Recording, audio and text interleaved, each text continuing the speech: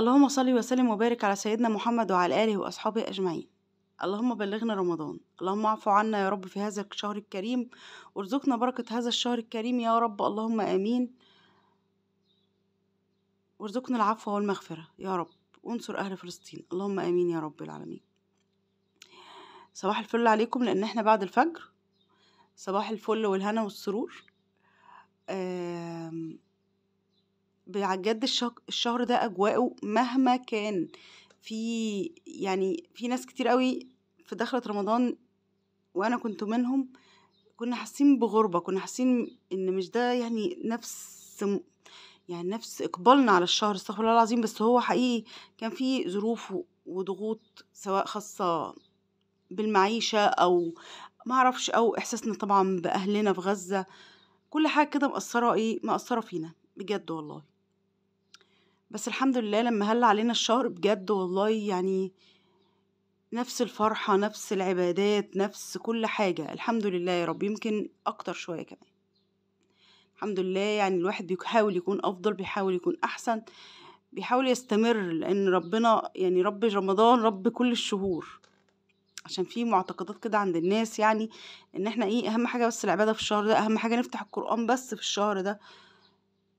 فلا، يعني هو رب رمضان، رب شعبان، رب رجب، ربنا سبحانه وتعالى. آه يعني كل الشهور عنده واحد. يعني مش لما أنا مثلا أبقى يعني هتكلم على الستات عموما ملتزمة بزي معين، أنا بكلم نفسي قبل ما بكلم أي حد على فكرة، لأن كلنا مقصرون طبعا.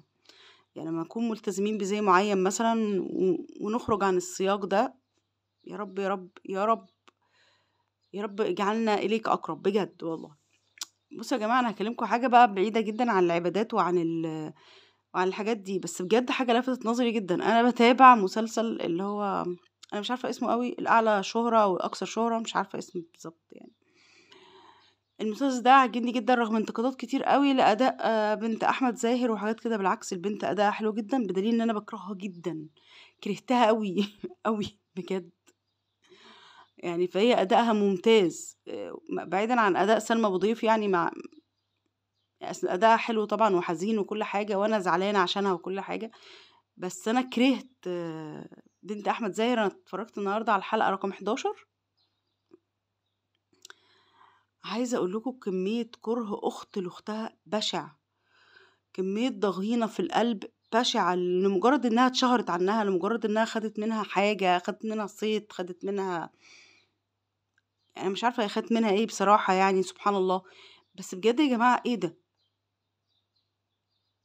يعني عايزة أقول إن الموضوع لفت نظري، لأن يمكن شفت ناس كده بيبقى في وسط معارفك، في وسط قرايبك، في وسط أهلك، يعني في الدايرة المقربة ليك، بتشوف حالات زي دي، بتشوف كره بين الإخوات، بتشوف أخت بتغل من أختها.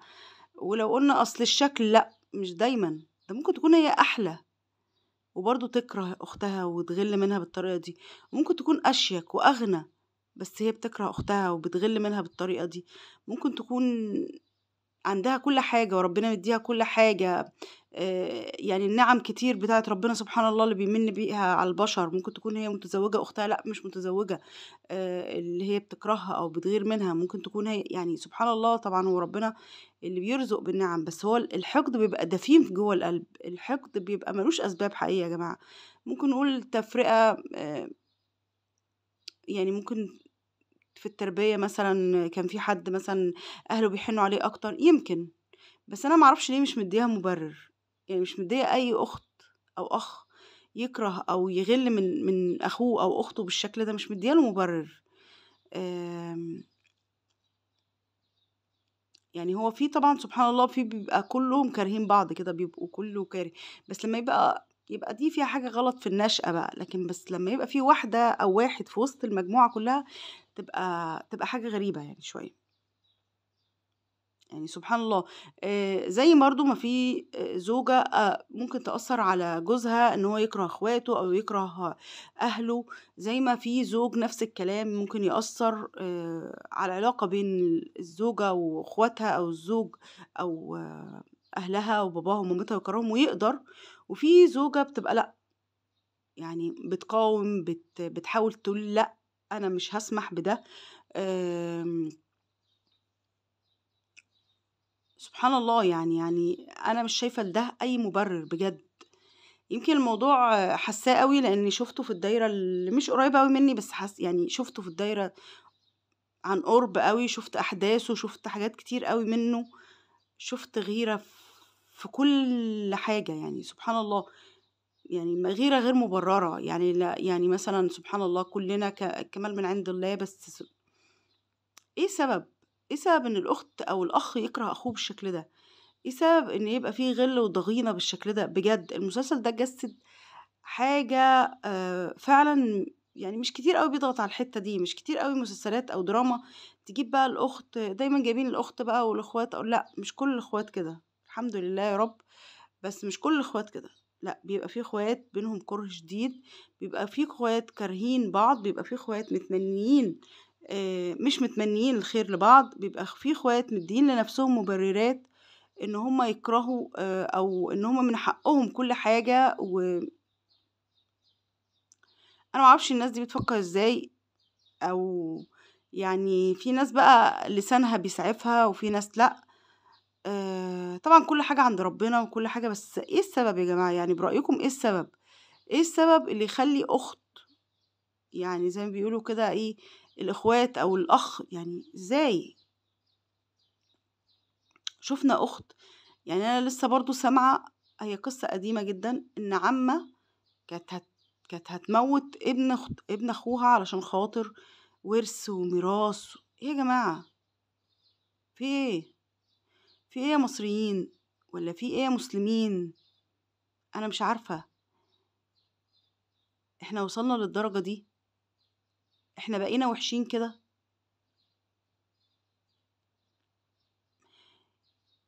أنا بس كل سنة شهر رمضان ده يثبت لي حاجة، إن نَفْس الإنسان أقوى من أي شيطان، النَفْس بجد أمّارة بالسوء، لو تسمعوا عن كمية الخلافات الزوجية من أول يوم في رمضان، تعرفوا إن ما لوش علاقة. بجد أنا عارفة إن في شيطان مختص بالتفرقة بين الزوجين وكل ده، بس عايزة أقول لكم والله النَفْس أمّارة بالسوء أقوى من الشيطان، سبحانك يا رب. يعني الشهر ده بجد زي ما يكون ربنا سبحانه وتعالى بيثبت لنا إن إحنا نفوسنا أمارة بالسوء، وإن كيد الشيطان ضعيف. ربنا يهدي الناس كلها. أنا حبيت والله أتكلم معاكم لأن ما أعرفش ليه حسيت إن أنا مغلولة عايزة أتكلم، يعني مش مصدقة إن في إخوات بيعملوا كده في بعض، مش مصدقة إن الدنيا بقت وحشة أوي كده. هل هي كانت وحشة طول عمرها وإحنا ما كناش شايفين؟ السوشيال ميديا هي اللي وضحت وبينت ده، والّا الدنيا اتغيّرت؟ أنا عايزة أقول إن الأجيال حتى الأجيال في تصرفاتهم اتغيّرت، يعني ابني الكبير أنا باتكلّم في دايرة صحابه مختلفين في تعاملهم عن ابني الصغير في دايرة صحابه. عايزة أقول إن إحنا يمكن مش عارفة يعني يعني يمكن أنا باتكلّم عن ناس كبار، طَب إحنا دلوقتي بقينا مقصّرين حقيقي في تربية أولادنا، مشغولين بالسوشيال ميديا، مشغولين طول النهار في إيدينا الموبايلات. آمم، حتى الستات اللي قاعدين في البيوت مش بيشتغلوا ولا حاجة، بس مقصّرين جدًا، جدًا، قاعدين مشغولين. آمم، أنا ما أقدرش دلوقتي أقعد أذاكر لابني، اعتمادي كلّه على الدروس، اعتمادي كلّه على مُدرِّس ييجي والّا مُدرِّسة تيجي أو حاجة كده، بجد يعني إحنا اتغيّرنا جدًا، ومن السيء لأسوأ، ولازم ناخد وقفة مع نفسنا بجد، لازم نشوف حل للسوء اللي إحنا بقينا فيه ده. أنا مش مصدقة إن في سوء في الدنيا كده، إن في ناس وحشة كده، مش معنى كده إن أنا ملاك يا جماعة، لأ أنا فيّا عيوب كل البشر، بس يمكن الواحد ما بياخدش باله من نفسه بس بيشوف غيره، يمكن. ربنا يهدينا جميعًا يا رب ونخرج من الشهر ده بجد فاهمين. يعني أنا كل ما أتكلم مع حد بجد أقول لهم كده يا جماعة نفسنا بقت أمارة بالسوء أكتر من أي حاجة. والحمد لله الواحد لا بقى لما بيلاقيش مثلا عنده مشكلة وعند غيره بيقول الحمد لله الذي عافانا يعني.